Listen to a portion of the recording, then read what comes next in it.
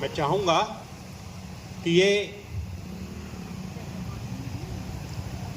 चाहूँगा कि उनका ये स्वभाव जैसा आज के दिन में है, आज के समय में है। सेवा पुस्तिका की दूसरी कॉपी, जीपीएफ पासबुक की दूसरी कॉपी, अन्य किसी के पास होते हैं, किसी के पास नहीं होते हैं। वैसी स्थिति में भी ये कार्यालय पूरा सहयोग करता है और सभी शिक्षकों के क्लेम्स को जाती है तो ही मामला रखता है, वरना मैंने देखा है कि लगभग सभी संतुष्ट हैं। और आज के इस कार्यक्रम में जितने सेवानिवृत्त शिक्षक उपस्थित हुए हैं वे सभी हमारा समस्त कार्यालयीन स्टाफ, आप सभी का आज के कार्यक्रम में मैं स्वागत करती हूँ। ये बहुत अच्छी शुरुआत है जो हमारे लेखापाल और विकासखंड शिक्षा अधिकारी महोदय द्वारा एक नया सोचा गया है कि जितने टीचर सेवानिवृत्त हो रहे हैं उनको हम सांकेतिक रूप से आमंत्रित करके सम्मानित करें। एक्चुअली सेवानिवृत्त होने वाले टीचर्स बहुत सारे होते हैं हमारे साल भर में, तो सारे टीचर्स को नहीं पर सांकेतिक रूप में हमने और सम्मानीय मंचस्थ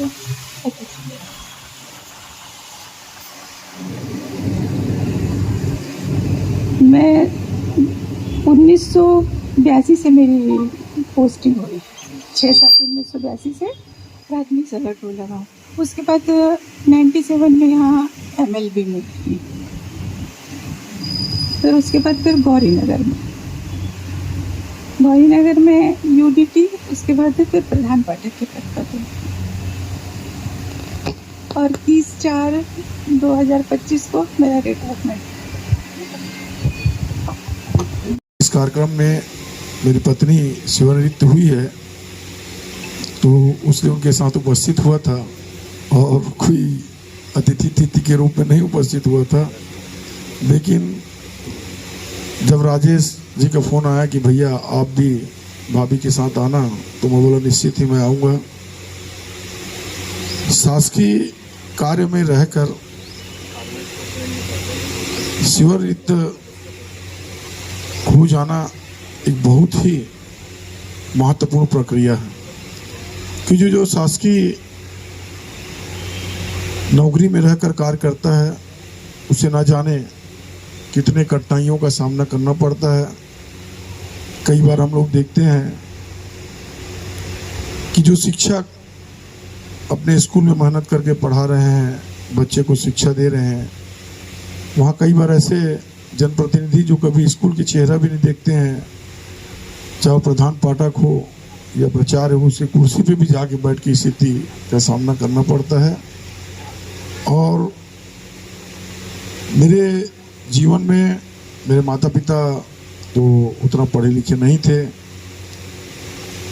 जब मुझे विवाह का अवसर हुआ तो मैं कॉलेज का अध्यक्ष भी रहा हूँ, विधि महाविद्यालय NSY का भी अध्यक्ष रहा हूँ, साथ में लगभग 5 बार पार्षद भी हूँ। छत्तीसगढ़ शासन में अल्पसंख्यक आयोग में वहाँ उपाध्यक्ष भी रहा हूँ। लगभग सांसद प्रतिनिधि के रूप में भी काम किया हूँ।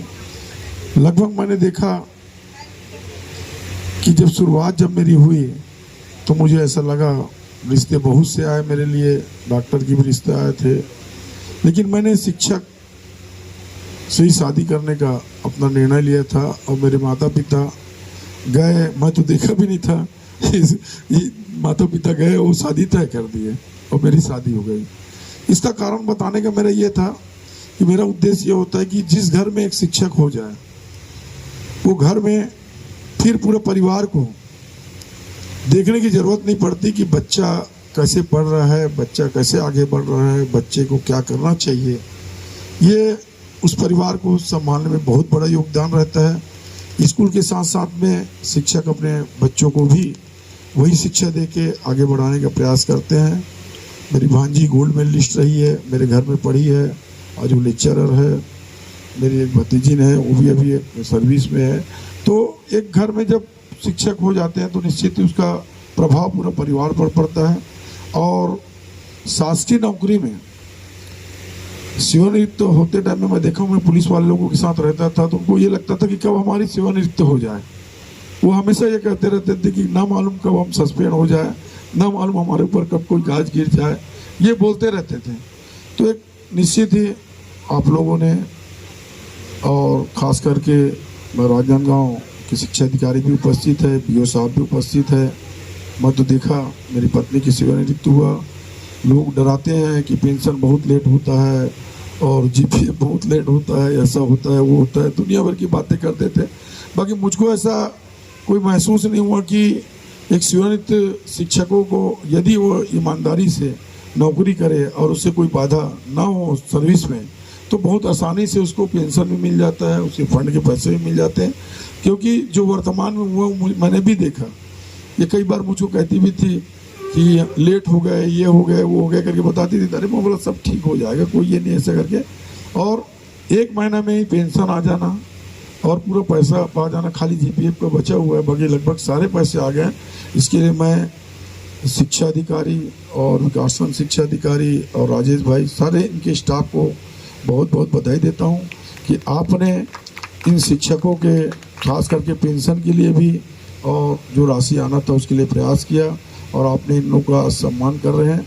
निश्चित ही ये सम्मान इनके लिए गौरव की बात है और ऐसा सम्मान होने से शिक्षक अपने शिक्षकों का तो बहुत सम्मान होता है। शिक्षक तो जीवन भर सेवानिवृत्त नहीं होते, डॉक्टर जीवन भर सेवानिवृत्त नहीं होते, वकील जीवन भर सेवानिवृत्त होते, इनका तो जीवन हमेशा रहेगा। लेकिन अपने विभाग से इतना बड़ा सम्मान मिलना निश्चित ही गौरव की बात है। इसके लिए मैं शिक्षा अधिकारी और शिक्षा अधिकारी और राजेश भाई सबको बहुत बहुत बधाई देता हूँ। धन्यवाद। जय हिंद, जय भारत, जय छत्तीसगढ़।